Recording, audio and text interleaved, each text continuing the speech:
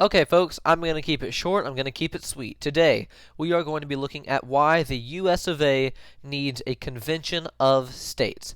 I'm Adam Boyer. Welcome back to The Adam Boyer Show. In a world gone crazy, common sense, logic, and Christian values are needed. Adam Boyer is here to provide you all three in The Adam Boyer Show.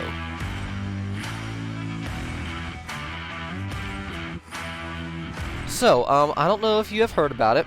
The media is feverishly trying to attempt to keep it under the rug. But the Convention of States is a movement to gather a Convention of States. That's redundant.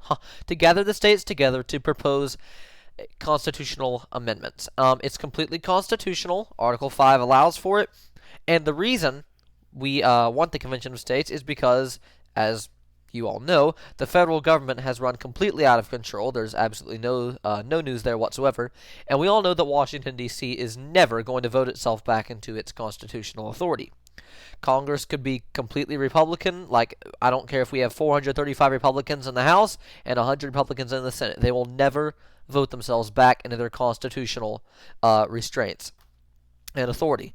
So that leaves us only one way to really constitutionally get things done, and that is to propose a convention of states and to start proposing amendments to make things more clearer and rein in the federal government's power. The Convention of States would attempt to accomplish three things: impose term limits on federal elected officials, it would impose fiscal restraints on the federal government, and limit the power and jurisdiction of the federal government. That is the point of the Convention of States. That's why it is being called, at least this time.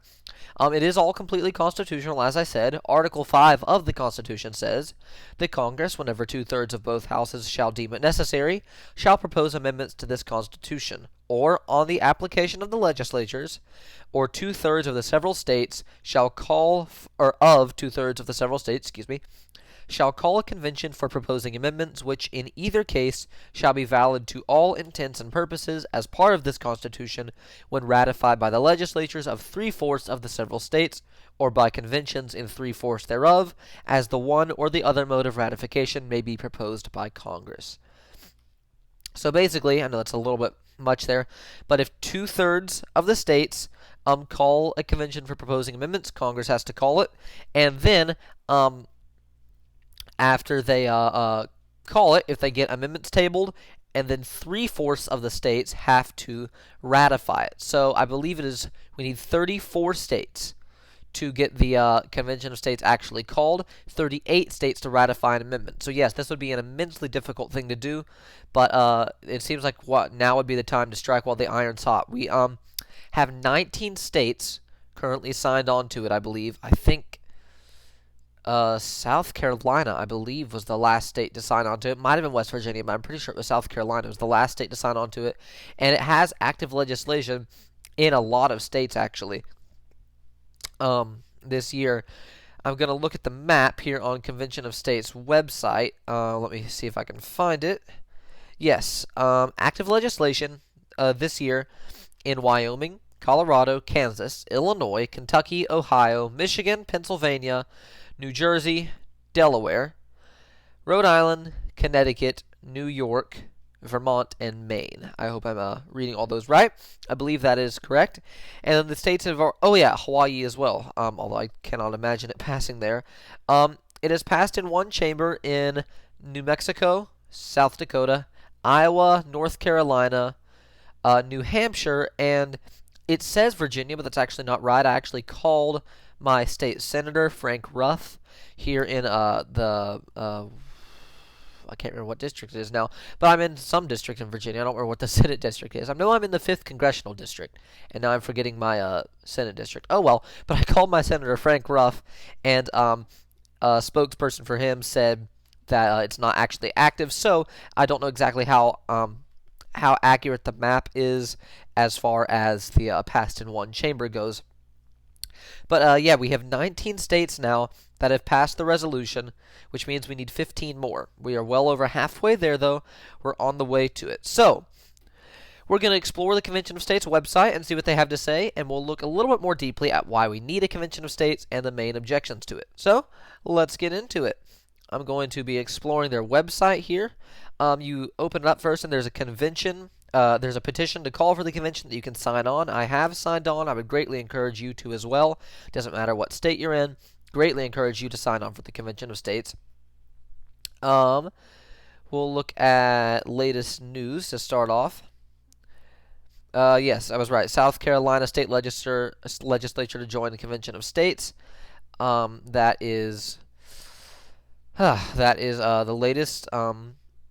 latest state to do it. I'm going to look at Take Action here now. They got a great tab here. They got and now I'm forgetting his name. No, that's not right. I'm going to actually click on this video. Mark Meckler. I was thinking Mark Meadows, and I knew that wasn't right. Mark Meckler and Michael Ferris are the two founders of the Convention of States movement. Two men I greatly respect. But yeah, they are very active. They have YouTube channel, Twitter, Facebook, Instagram, LinkedIn even. Tons of stuff. They've got thousands of followers. Let's just check Facebook real quick. Let's see. They've got 1.9 million followers on here. I'm actually following them myself, and I would greatly encourage you to at facebook.com/Convention of States. And if you feel like it, you can follow me there as well. Links are on the banner at the top of my YouTube channel. So, yeah, they have a whole volunteer team section where you can sign up to be numerous things. Something as easy as being a COS prayer warrior team, and then you can actually be a volunteer activist, a social media warrior. They do have a store with lots of stuff in it. Let's go back to their main menu here. And we're going to see why call a Convention of States. The website says, simple. To bring power back to the states and the people where it belongs. Unelected bureaucrats in Washington, D.C. shouldn't be allowed to make sweeping decisions that impact millions of Americans. But right now they do. So it all boils down to one question. Who do you think should decide what's best for you and your family? You or the feds? We'd vote for the American people every single time. What's a Convention of States anyway?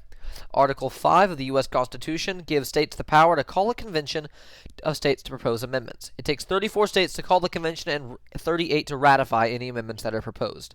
Our convention would only allow the states to discuss amendments that limit the power and jurisdiction of federal government, impose fiscal restraints, and place term limits on federal officials. One thing I will say one of the things I greatly hope that they do in limiting the power and jurisdiction of federal government. I don't know, the states have to agree if this is proper, but what we greatly need in America is penalties for federal officials who disobey law. Because right now there really is no penalties for them whatsoever if they break the Constitution, which is the highest law of the land, or break any law. Very few and far between penalties for them. So that's one of the things I would love to get done, that and limiting the power of the Supreme Court somehow. Restructuring it, I don't know. We need something radical to take care of the Supreme Court, and hopefully I'll get into that in another video. Is it safe, they ask? Absolutely. Article 5 includes numerous safeguards that protect the U.S. Constitution and ensure that only widely approved amendments are adopted. The strongest safeguard, any amendment proposed by the Convention goes through the exact same ratification process as amendments proposed by Congress.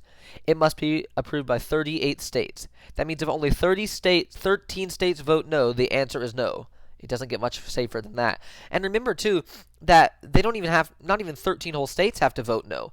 All you have to have is one legislative chamber in 13 states to vote no. A Senate might pass it in one state, and the House might pass it in another state, but the House in one state strikes it down, the Senate in the other state strikes it down. So, very little of anything major that could at all endanger us and the Constitution would get passed. There's very, very little chance of that.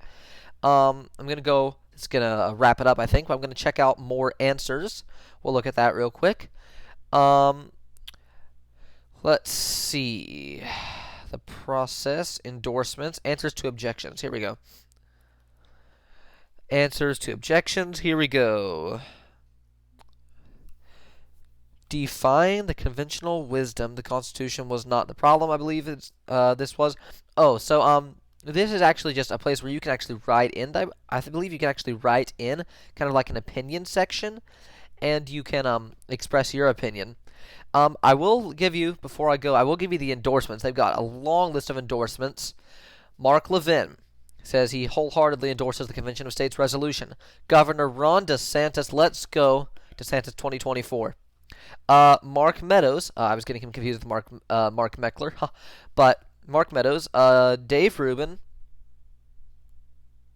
I prefer not to even remember that he exists, Sean Hannity, Senator Rick Santorum, Rick Green, Governor Greg Abbott, Senator Rand Paul, one of my favorite senators, Sarah Palin, also a very underrated political figure, Ben Shapiro, very wide following, James Dobson, Marco Rubio, Jim DeMint, Senator, Governor Mike Huckabee, Pete Hegseth, Dr. Ben Carson, Representative Chip Roy, Governor Bobby Jindal, Lieutenant Colonel Alan West, Steve Hilton, Charlie Kirk, James O'Keefe, Representative Jeff Duncan, Senator Ben Sass, Lieutenant Governor Mark Robinson, I believe he's Lieutenant Governor of North Carolina, Pete Coors, not to be confused with Coors Light, David Barton, very great guy, Lawrence Jones, Lieutenant Colonel Bill Cowan, Steve Dace, also a very great political guy, Jeb Bush, that's nice, Senator Jim Talent, Michael Ferris,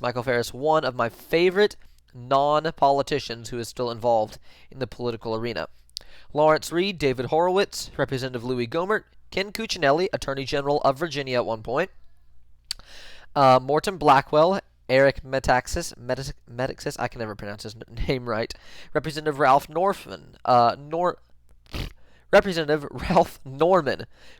William Timmons, Representative Tracy Mann, the Texas Public Policy Foundation, and the Mississippi Center for Public Policy. So a lot of guys, really good political figures signed on to it, and even ones that don't really have a ton of guts. They've even signed on to it as well. As I said, you can follow the Convention of States. Go to www.conventionofstates.com. Awesome website. They got a ton of stuff you can do on it, and you can volunteer if you want. You don't have to, though. You can follow them on Facebook, Twitter, Rumble, Instagram. You can sign the petition. YouTube, they got tons of platforms, tons of followers. And you can follow me as well on Facebook at The Adam Boyer Show, YouTube at The Adam Boyer Show, and Rumble. I'm sorry, I said Facebook at The Adam Boyer Show. Facebook is just Adam Boyer, but YouTube and Rumble are The Adam Boyer Show. Well, folks, that's about it. Thank you so much for watching. Please feel free to comment below and let me know your opinions on the Convention of States, and we can chat. Whoa, you just made it to the end of an episode of The Adam Boyer Show. If you've made it all this way, you must have liked what you've seen, so you know what you need to do, right? Like the video, help the reach spread, and get the word out about this show. Also, subscribe. You won't regret it.